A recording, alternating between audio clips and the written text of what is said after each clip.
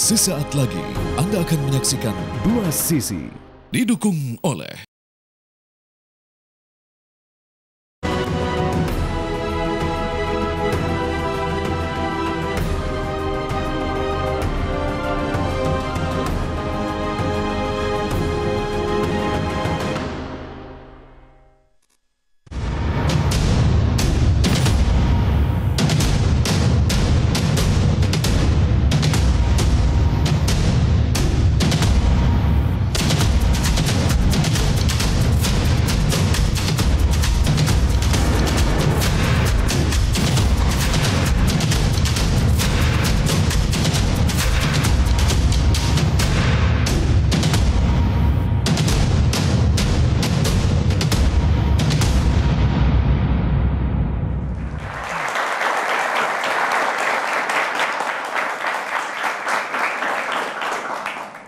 Selamat malam Mirsa, Anda menyaksikan Dua Sisi bersama saya Dwi Anggia. Mirsa, kita sama-sama sudah menjalani pesta demokrasi kemarin di seluruh Indonesia. Bagaimana pilkada serentak sudah berlangsung pada tanggal 27 November yang lalu. Dan kita juga melihat dari hitungan detik demi detik, jam, kemudian diumumkan secara hitung cepat. Ini belum bisa disebut sebagai kemenangan secara ansih ya, karena hitung cepat yang dilakukan oleh sejumlah lembaga survei yang kemudian dipublish di sejumlah media. Dan tahap penghitungan yang secara resmi, real count, masih berlangsung di KPU tentunya. Tapi dari hasil quick count atau hitung cepat ini sudah bisa dilihat di sejumlah daerah, di sejumlah provinsi, siapa pasangan calon yang mulai unggul. Seperti kita lihat di Jakarta, pasangan Pramono Rano unggul, kemudian di Jawa Barat ada pasangan Deddy Mulyadi, dan di Jawa Tengah Ahmad Lutfi, kemudian di Jawa Timur Khofifah dan Emil. Ini artinya sudah mulai terlihat siapa yang diklaim secara hitung cepat mengungguli di tiap daerah untuk pilkadanya. Kami akan membahas apa kira-kira faktor yang mengungguli pasangan tersebut lebih lengkap di Dua Sisi bersama saya.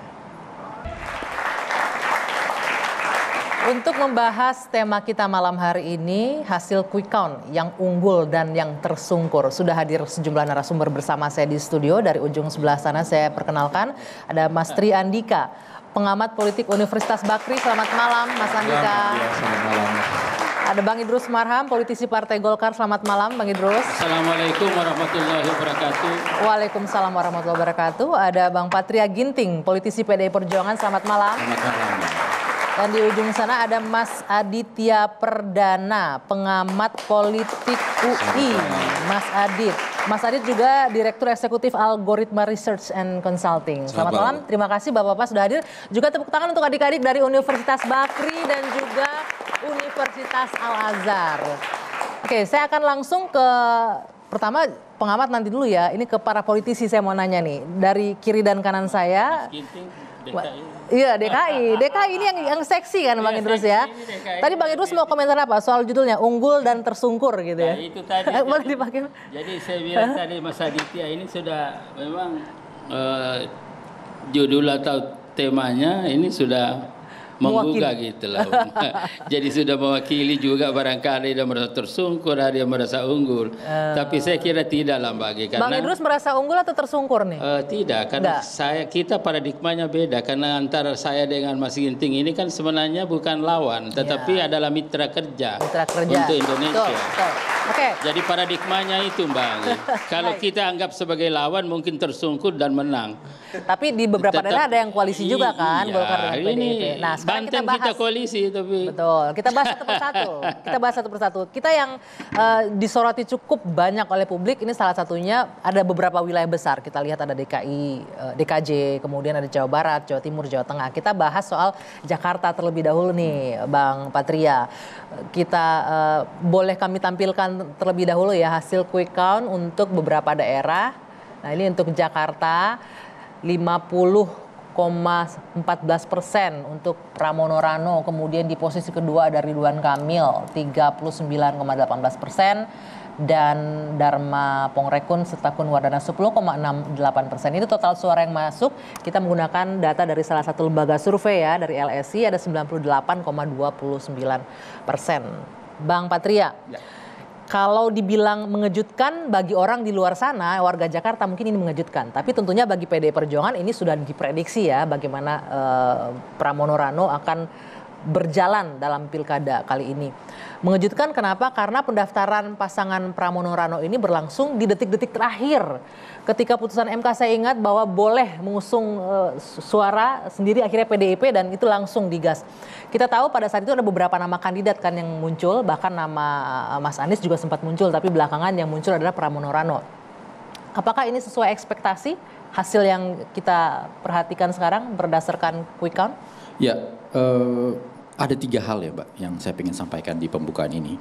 Pertama, kalau masalah ekspektasi tentu semua peserta pemilu termasuk dalam pilkada itu ekspektasinya pasti ingin meyakinkan rakyat untuk memilih calon kandidat yang diusung. Dan kami berterima kasih PDI Perjuangan dan saya yakin juga partai-partai politik semua pasti berterima kasih rakyat Indonesia di seluruh daerah termasuk adik-adik di sini mungkin kalau sudah cukup umur untuk memilih di tengah sudah capek pileg, pilpres masih mau datang ke TPS lagi untuk menyoblos pilkada. Itu kita harus apresiasi. Dilanjutkan saya nanya, pada milih nggak kemarin di Jakarta teman-teman? Ada yang milih? Milih ya. Coba lihat jarinya mana. Enggak, oke, percaya. Ini mereka Gen Z ya, anak-anak muda yang ikut berpartisipasi. Yang pertama kali milih. Betul, oke. Nah, yang kedua, saya rasa kita sudah dari tahun 98 reformasi, sekarang tahun 2024 sudah cukup dewasa cara berdemokrasi untuk semua pasti menunggu real count. Seperti itu. Ya. Hanya memang dalam demokrasi juga sah-sah saja tiap pihak menyampaikan pendapatnya. Termasuk makanya Mas Pram dan Bang Dul tadi pagi menyampaikan hasil real count dari Sirekap dan juga formulir C1 yang dimiliki menunjukkan bahwa 50% plus 2.900 sekian suara. Okay. Yang perlu diluruskan di sini bukan 50% plus 1%, tetapi 50% plus 1 suara. Dan sekarang menurut perhitungan di Sirekap kalau dilihat 50% plus 2.900. Okay. Itu yang tentu akan semua partai pasti akan mengawal suara itu. Karena semua suara penting buat partai politik untuk kita terus menjaga marwah dari pemilu. Oke, ini menarik nih, semua partai akan mengawal. Termasuk tadi ketua tim pemenangan yang kemarin ya sempat ngomong bahwa ini jangan sampai ada kecurangan. Dan dimention dengan jelas, ASN, TNI, Polri. Ada kekhawatiran ke arah sana emangnya? Jadi gini, poin yang ketiga itu berhubungan dengan poin yang ketiga. Saya mewakili PDI Perjuangan, ingin mengucapkan bahwa PDI Perjuangan berterima kasih kepada rakyat Indonesia di seluruh daerah, 545 pilkada, karena rakyat tidak mengizinkan banteng ditenggelamkan. Saya ulangi sekali lagi. Apa? 545 pilkada, PDI Perjuangan data yang masuk menunjukkan bahwa makanya PDI Perjuangan bersyukur, berterima kasih bahwa rakyat tidak mengizinkan banteng ditenggelamkan. Ada yang berniat, Anda melihat kalau tidak mengizinkan banteng ditenggelamkan, ada yang berniat menenggelamkan banteng? Kalau lihat buat Gen Z yang sering buka TikTok dan Instagram, Reels dan segala macam, konten meme siapa yang bikin kami nggak tahu bahwa tenggelamkan banteng, apalagi kalau lagi live kayak gini di YouTube pasti ada live-nya, komen-komen pasti ada urusan tenggelamkan banteng, tidak terwujud. Dan itu rakyat yang melindungi PDI Perjuangan. Kami melihatnya seperti itu. Karena seperti tadi Sekjen PDI Perjuangan konferensi pers, dulu kami menang di 6 provinsi. Sekarang hasil terakhir data kami menunjukkan calon yang diusung PDI Perjuangan menang di 14 provinsi. Okay. Belum kita bicara sekitar 239 kabupaten kota data terakhir. Itu menunjukkan bahwa kami berterima kasih rakyat tidak mengizinkan banteng ditenggelamkan. Okay. Karena begini, ini saya senior sedikit ya, 3 menit lah saya. Kemarin kepanjangan, nanti kita bagi dulu yang lain. Oke, pokoknya boleh. Saya tangkap poinnya, rakyat tidak mengizinkan banteng ditenggelamkan, satu. Yang kemudian disampaikan juga adalah bahwa ini klaim kemenangan berdasarkan real count ya, berdasarkan quick count sementara khususnya untuk DKI ini yang kita bahas. Berdasarkan real count kalau kami konferensi pers tadi. Oh, langsung berdasarkan dari real count. Dari aplikasi Sirekap yang bisa diakses oleh semua orang. Oke, Bang Idrus, ini klaim yang lumayan serius kalau kita lihat, tidak berdasarkan quick count lagi nih. Pramono Rano yakin berdasarkan real count, hasil hitung C1 dan juga data rekap yang dimiliki. Jadi saya kira begini, pertama tadi saya sampaikan bahwa paradigma kami dari Partai Golkar dan bahkan dari Kim dan juga Pak Prabowo selaku Presiden, itu memang dari awal bahwa kita menghadapi pilkada ini sejatinya kita menganggap teman-teman ini sebagai mitra. Ya kenapa? Karena kita bicara tentang asas kekeluargaan, kita bicara tentang kegotong royongan, dan saya kira PDIP yang paling banyak bicara tentang konsep ini. Kemudian kebersamaan. Nah sejatinya itu tercermin pada perilaku politik kita, termasuk menghadapi pilkada ini. Nah oleh karena itu maka dari Partai Golkar kemarin dan juga dari Kim, untuk menerapkan asas itu, ya kita kembalikan kepada pemahaman kita secara hakiki tentang demokrasi. Demokrasi pada hakikatnya adalah sebuah persaingan kualitatif untuk mencapai sebuah jabatan katakanlah. Jadi di sini ada persaingan kualitatif yang simbolisasinya ada pada debat kandidat paslon. Kan sebenarnya kan di situ.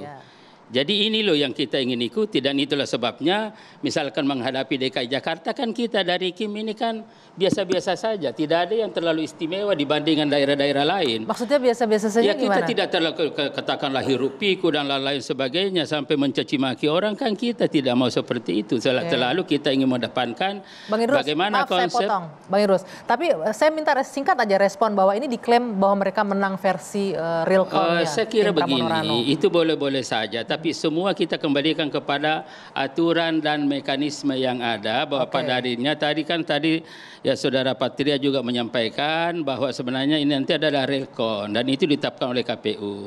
Dan pengalaman kita memang selama ini yang namanya ya quick count juga seperti itu tidak ada lebih dari 50 saat tidak ada. Ada beberapa 50, kemudian ada 49, dan juga dari tim pemenangan RK juga ada real count-nya juga. Artinya enggak. Nah, itu 49. Tidak ada yang 50 iya, jadi kan beda atas. gitu lah. Jadi Mas Patria itu 49, kemudian di sini 40 sekian. Tidak ada yang plus 50 nah, ya, atas. Kemudian misalkan kalau kita lihat itu kan salah margin of error-nya kepada apa 1%, 2%. Itu bisa naik, bisa turun. Ya tentu teman-teman dari PDP maunya naik, tapi kami ini maunya turun. Jadi ini kan sebenarnya ini jadi tapi karena kita ini adalah bersahabat dan ini adalah mitra. Wajar. Nggak usah lah kita bahwa ini kita tunggu nanti supaya jangan hiruk pikuk masyarakat, cukuplah berpartisipasi dalam pilkada kemarin sudah datang alhamdulillah. Baik, Bang ya jangan lagi tambah rumit rakyat ini. Kita tidak bikin hiruk pikuk, tapi kita lebih berdiskusi aja. Saya juga minta pendapat Mas Andika tadi, pernyataan menarik dari Bang Patria bahwa ternyata rakyat tidak mengizinkan banteng ditenggelamkan. Itu tapi nanti responnya. Kita jeda dulu sejenak. Sesaat lagi di Dua Sisi. Sebentar Bang, kita jeda dulu sejenak. Artinya ada.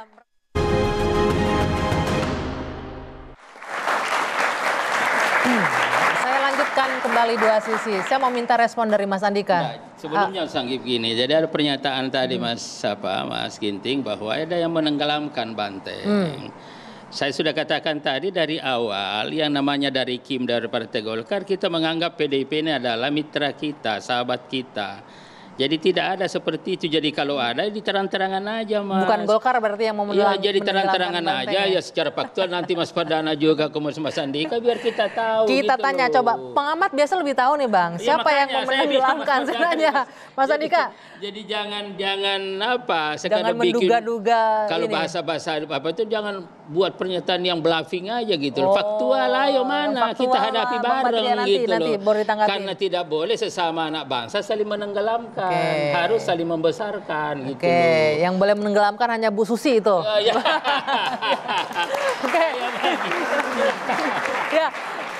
Bang Andika, ini rakyat tidak mengizinkan banteng ditenggelamkan satu. Yang kedua ini klaim real count loh, menang satu putaran. Tapi kalau dari pasangannya Ridho, yakin ini masih ada margin error 1-2, berharap sih di bawah 50, itu belum sampai 51. Pertama saya ingin menyampaikan bahwa apresiasi kepada perkembangan demokrasi kita ya Mbak Anggia. Ini pilkada serentak pertama dalam sejarah politik Indonesia.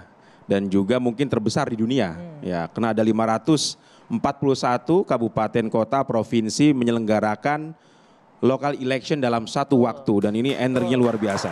Saya pikir ini satu prestasi politik, prestasi perkembangan demokrasi Indonesia yang bisa kita jadikan pembelajaran.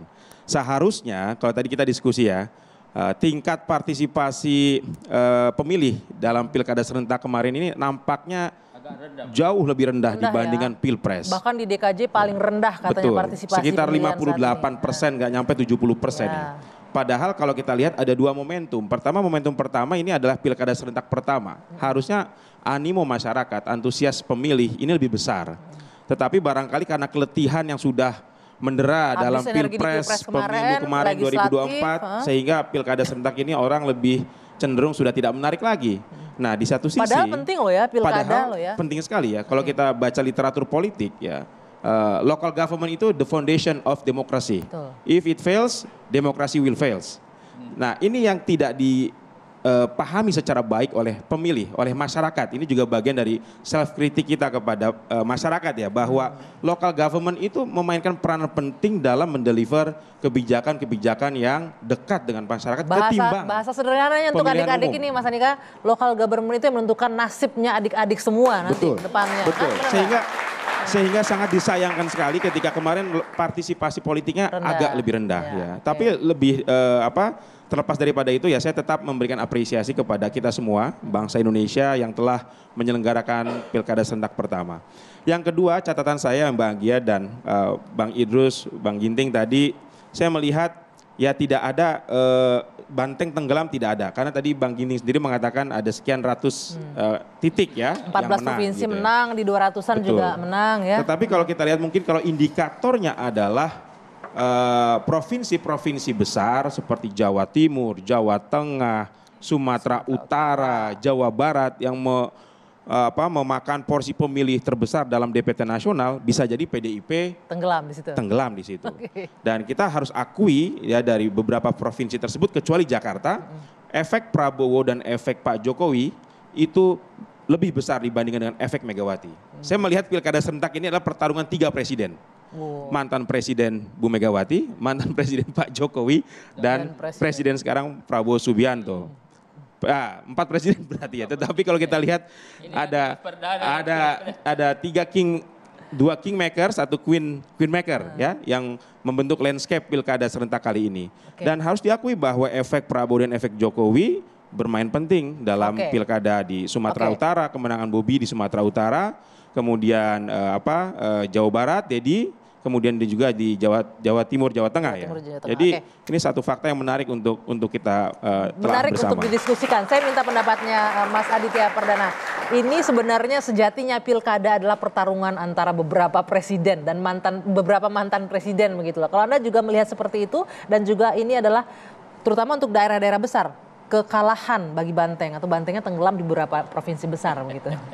Iya, satu hal yang menarik konteks pilkada serentak kita hari ini, karena memang orang masih mereferensikan kondisi pileg dan pilpres di bulan Februari.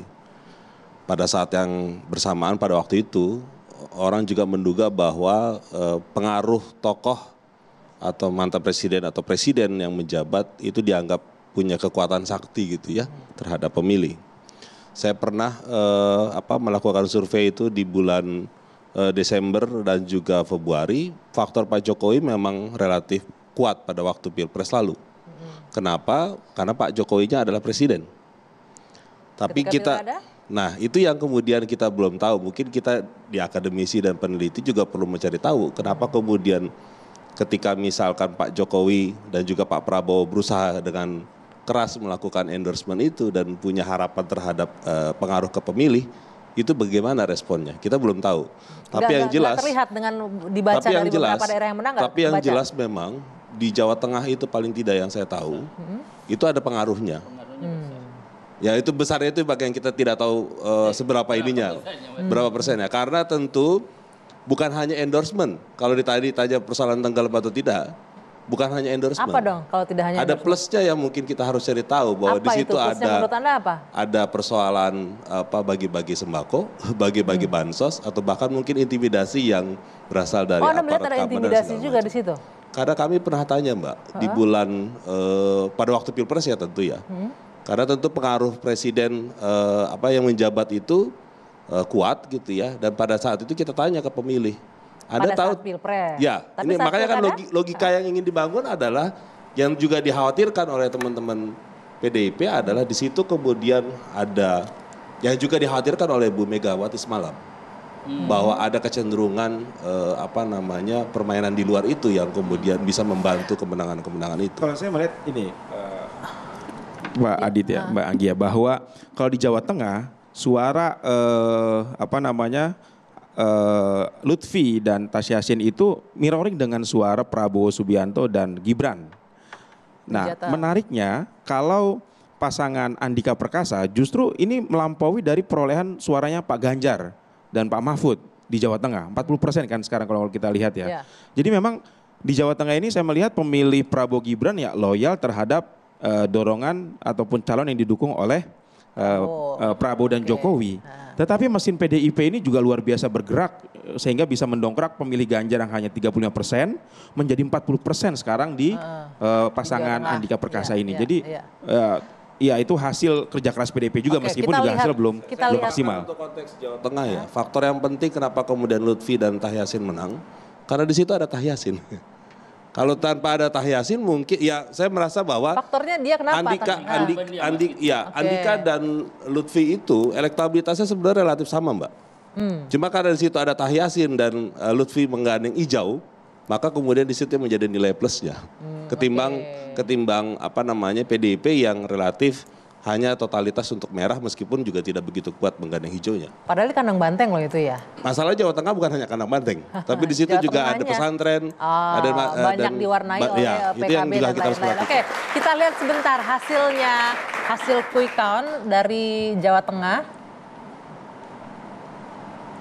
Ya, ini 58,72 untuk Ahmad Lutfi dan Tasya Yassin, Andika Perkasa 41,28.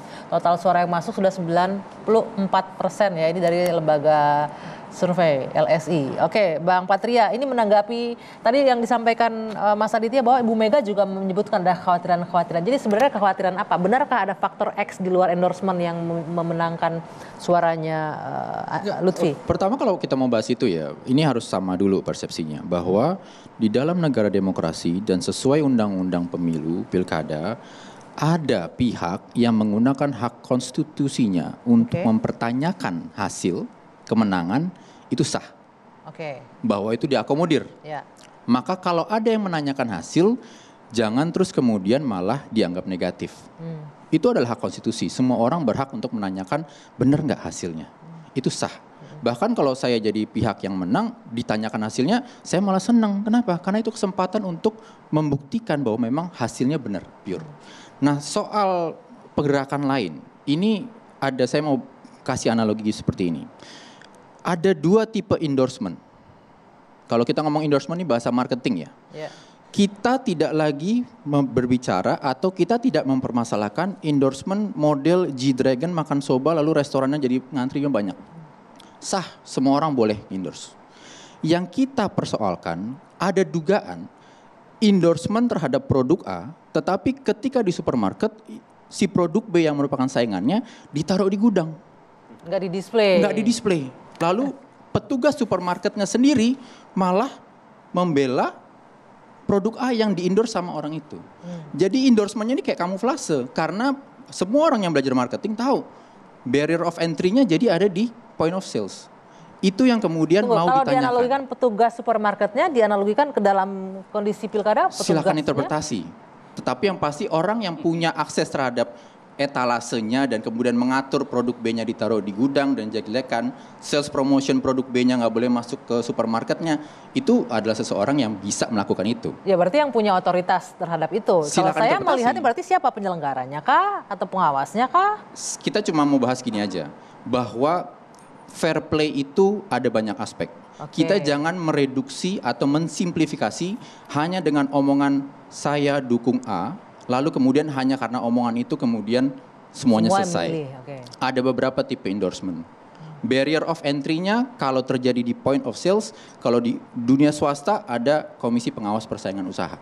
Menjaga fair play, itu saja. Dan kembali lagi dalam konteks undang-undang pilkada atau pemilu yang semua orang sah untuk menanyakan. Contohnya Pak Idrus. Patria, saya sepakat semua orang sah untuk menanyakan hasil. Tapi ini yang Anda sampaikan juga bukan Ini cukup serius loh ketika menganalogikan ini yang mengatur untuk produk di display juga ikut mengatur di situ, bermain kan dugaan. di situ. Hah? Ya artinya ini dugaan yang serius loh berarti. Dugaannya kan tinggal dibuktikan. Contohnya nih di Banten pada saat Golkar dan PDI Perjuangan bersama. Kalau kemudian Golkar dan PDI Perjuangan bersama-sama bermitra menanyakan hasil tentang Bu Airin, sah dong. Tinggal dijawab, kalau ternyata tidak bukti ya sudah, tapi buktikan, gitu aja sebenarnya. Oke, ada riak-riak seperti ini, nanti ditanggapi Bang Idrus, Mas Andika, ditahan dulu sebentar. Dua Sisi akan kembali sesaat lagi, tetap bersama kami.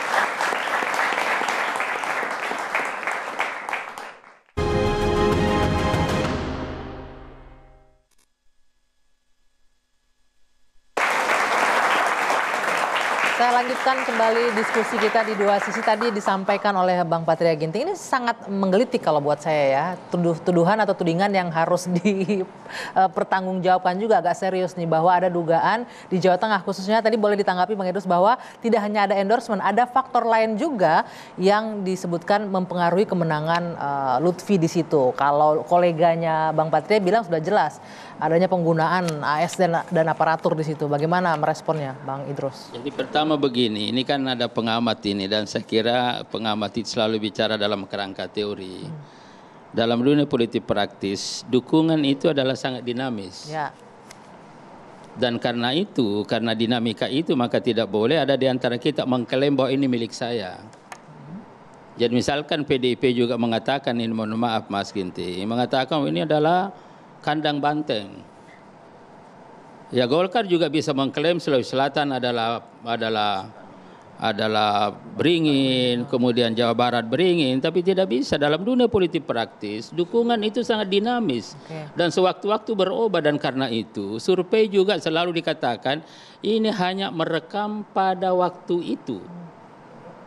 Jadi 1, 2, 3 hari setelah itu bisa saja berubah.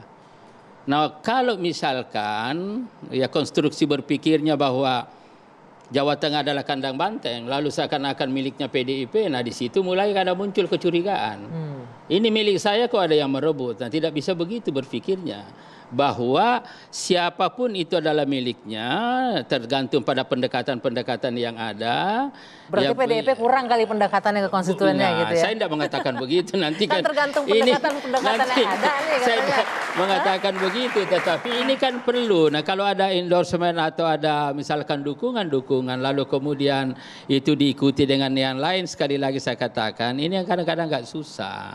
Diikuti dengan yang lainnya itu apa Bang? Ya diikuti, misalkan tadi kan itu bahwa ini ada barang jualan, lalu kemudian di situ yang lain itu dimasukkan dalam gudang. Di display satu disimpan di gudang. Masukkan gitu. itu ada yang memasukkan.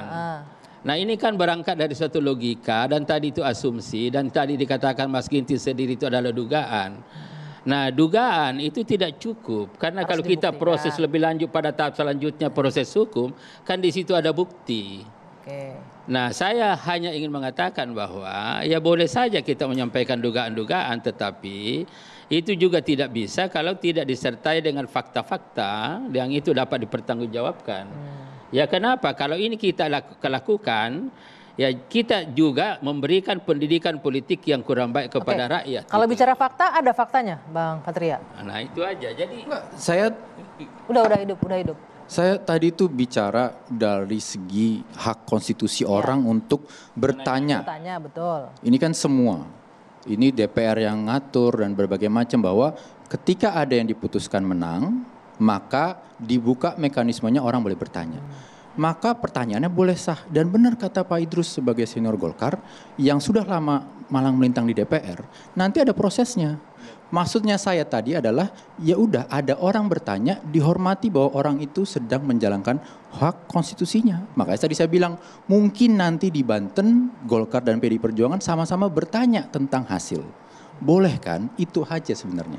Nah, bahwa yang kemudian mendapat pertanyaan justru senang harusnya. Kenapa? Karena kesempatan untuk membuktikan bahwa memang ini adalah Vox Populi. Ya.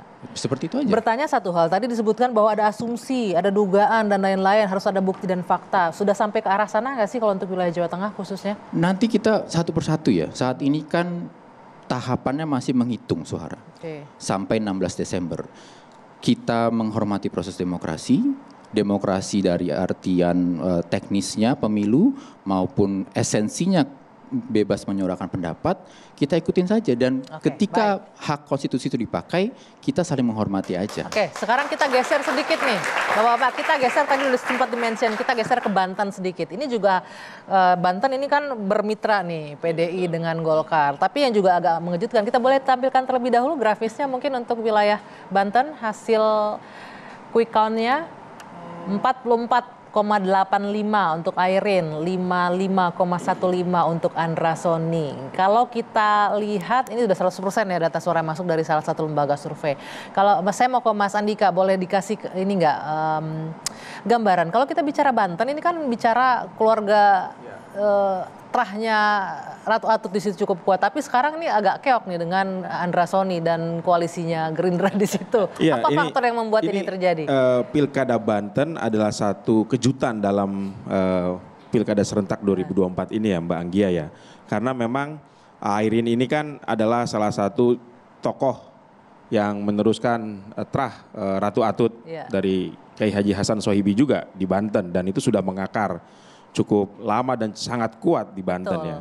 Namun memang dalam kontestasi pilkada kali ini ya kita lihat sekali lagi efek Jokowi dan efek Prabowo itu memainkan peranan yang cukup nyata dalam kemenangan Andra Soni dan Dimyati ya. Meskipun ini tadi Bang Idrus dan Bang Ginting bersahabat di Banten, tetapi ternyata kekuatannya belum cukup kuat mengalahkan dukungan dari Pak Prabowo dan juga Pak Jokowi yang berada di balik dari pasangan Andra Soni dan Dimyati.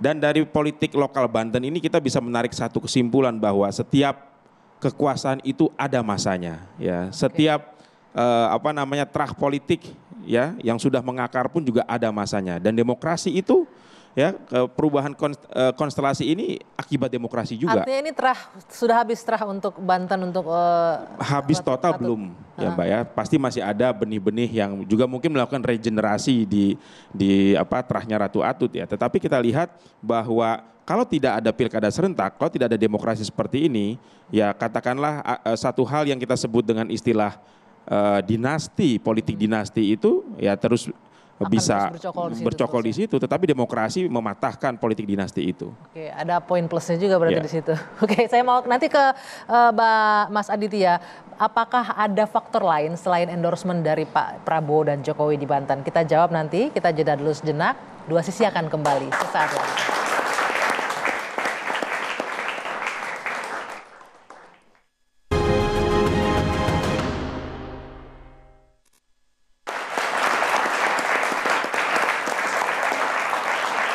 Kita tiba di segmen akhir di dua sisi, ada beberapa faktor yang kita bahas dari tadi ya, dari awal segmen. Nah, ini di bagian terakhir tadi menyambung tadi nih, saya ke Mas Aditya. Apakah ada faktor lain untuk di Banten khususnya selain endorsement dari Pak Prabowo dan juga Pak Jokowi di sana yang menyebabkan kemenangan untuk Andra Soni? Kalau bicara Banten kan kita harus melihat Banten itu terdiri dari dua wilayah.